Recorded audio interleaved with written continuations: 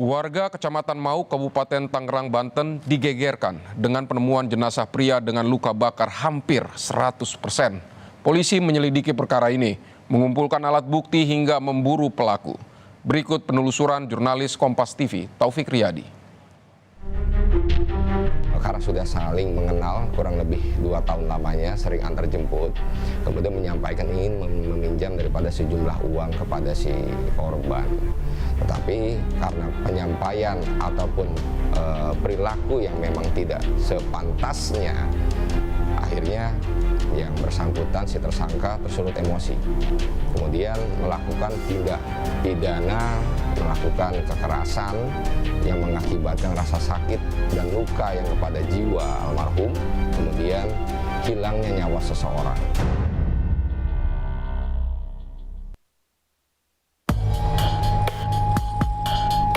Kamis 9 November dini hari, warga Desa Ketapang, Kabupaten Tangerang, Banten dikejutkan dengan penemuan sesosok jenazah pria hangus terbakar di tengah pesawahan. Warga yang mengetahui peristiwa ini lantas melaporkan penemuan kepada pihak kepolisian. Polisi bergerak cepat mengumpulkan alat bukti dan jenazah dibawa untuk diselidiki. Warga Desa Ketapang, Kabupaten Tangerang, Banten digegerkan dengan penemuan jenazah seorang pria di pinggiran empang. Diduga karena sakit hati tak dipinjami sejumlah uang, pelaku tega menghabisi nyawa yang merupakan temannya sendiri. Lalu bagaimanakah pembunuhan sadis ini dapat terjadi? Ikuti penelusuran kami.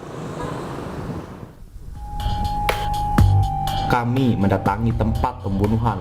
Lokasi berada di Desa Ketapang, Kecamatan Mau yang jauh dari pemukiman. Tempat terbunuhnya korban berada di tengah pesawahan yang kini sudah dipasangi garis polisi. Terlihat bekas pembakaran yang diduga lokasi pelaku membakar korban dan sejumlah barang bukti.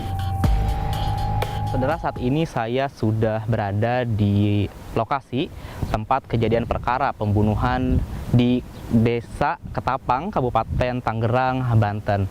Dan memang kondisi atau lokasi TKP ini berada di tengah-tengah persawahan.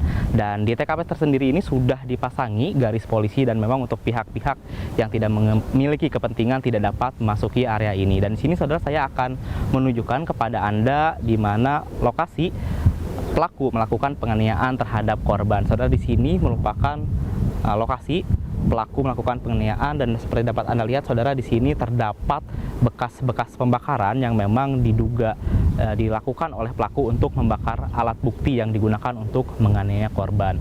Dan setelah korban tidak berdaya, saudara, korban diseret ke arah sana. Di sini saya akan menunjukkan saudara, di sana ada terdapat seperti sebuah pulau dan di bawahnya di situ ada bekas pembakaran yang memang dilakukan oleh pelaku untuk membakar korban. Dan saudara, saat polisi melakukan olah TKP dan saat pertama kali datang ke sini, memang kondisi dari korban tersendiri sudah mengalami luka bakar hampir 100%. Dan saat ini pelaku sudah diamankan oleh pihak kepolisian. Kepala desa tempat pelaku tinggal menuturkan tidak ada saksi mata saat peristiwa terjadi. Warga baru mengetahui adanya pembunuhan saat banyak anggota polisi di pagi hari. Intinya ketika kejadian taunya pagi ada masyarakat banyak, ada kejadian gitu. Ternyata setelah diselusuri dengan jajaran saya, sudah di TKP sudah banyak aparat kepolisian. Pelaku diketahui tinggal tidak jauh dari lokasi pembunuhan. Menurut Abu Bakar, pelaku yang bekerja sebagai buruh serabutan memiliki perangai baik di masyarakat. Kalau pelaku iya, orang marga mulia asli. Untuk korbannya, Pak? Untuk korbannya dari Tegal Kunir Kidul, masih satu kecamatan. Kira-kira kok Bapak sendiri kenal tidak pelaku dan korban? Kalau pelaku kenal, kalau korban tidak kenal. Kira-kira pekerjaan dari pelaku dan korban ini apa sih Pak? Kalau boleh tahu, Pak? Ya, sementara semenjak si pelaku menikah, dia kerja sebagai buruh. Sementara ini tidak pernah ada coretan catatan gitu ya, catatan bandel atau seperti apa gitu. Seperti itu. Tidak ada yang mencurigakan? Tidak ada yang mencurigakan, ya. Polisi langsung bergerak cepat memburu dan menangkap pelaku setelah menerima laporan warga terkait temuan jenazah seorang pria. Saat olah TKP, polisi menemukan jenazah korban mengalami luka bakar hampir di seluruh tubuh. Kasat Reskrim Polresta Tangerang, Kompol Arif Nazarudin menuturkan pelaku sempat menganiaya korban sebelum melakukan pembakaran. Pihak kepolisian khususnya Polsek Mauk pada sekira pukul 2 mendapatkan informasi dari masyarakat tentang adanya temuan mayat ataupun sekilas tentang temuan mayat tersebut adanya dugaan peristiwa hukum. Kemudian dari pihak Polsek segera melakukan pengecekan TKP dan melakukan beberapa identifikasi, dan ternyata betul dari TKP ditemukan adanya sisa-sisa pembakaran yang memang itu patut diduga dari peristiwa hukum penganiayaan ataupun pembunuhan. Kemudian dari pihak Polsek segera untuk mencari saksi yang memang mendengar adanya peristiwa awal, dan bisa langsung dipastikan dari beberapa petunjuk yang diketemukan, segera langsung mengamankan saudara W yang memang diduga melakukan tindak kejahatan.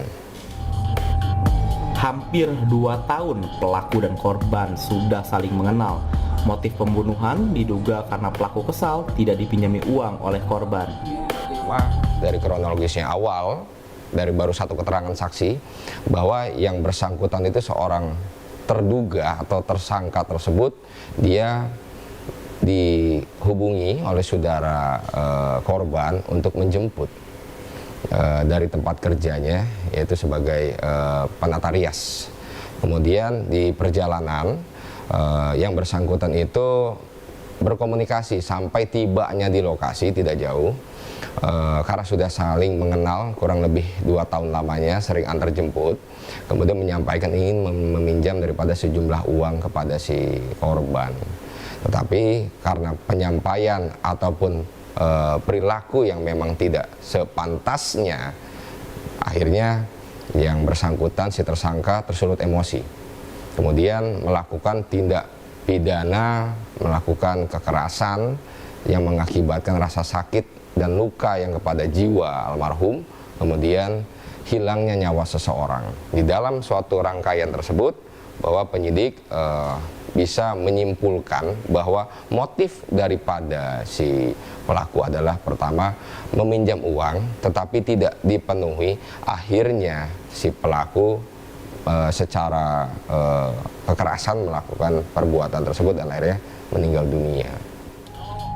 Polisi belum menemukan unsur perencanaan dari aksi pelaku. Berdasarkan pengumpulan alat bukti, pelaku diketahui emosi sesaat karena tidak dipinjami uang. Kini, pelaku terancam pasal penganiayaan dan pembunuhan dengan pidana 15 tahun penjara.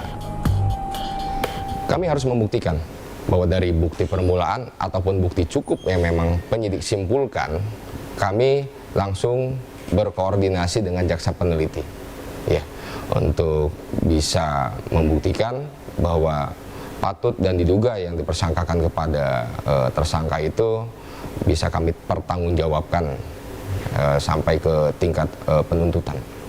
Terakhir nih Pak, kira-kira pasal apa yang mungkin menjerat tersangka dalam kasus? Oke, sesuai dengan fakta-fakta penyidikan bahwa perbuatan yang kami sangkakan kepada tersangka ini, karena ada 2 perbuatan yang dapat dipertanggungjawabkan, adalah pertama adalah penganiayaan yang disangkakan kepada pasal 351 ayat ketiga.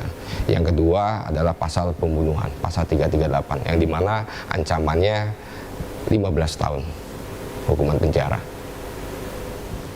Sangat mengenaskan. Warga menemukan korban dengan luka bakar hampir 100%. Polisi pun bergerak cepat memburu dan menangkap pelaku. Faktor ekonomi mengubah emosi pelaku. Lamanya hubungan pertemanan tak dapat membendung rencana pelaku menganiaya hingga menghilangkan jejak pembunuhan malam itu.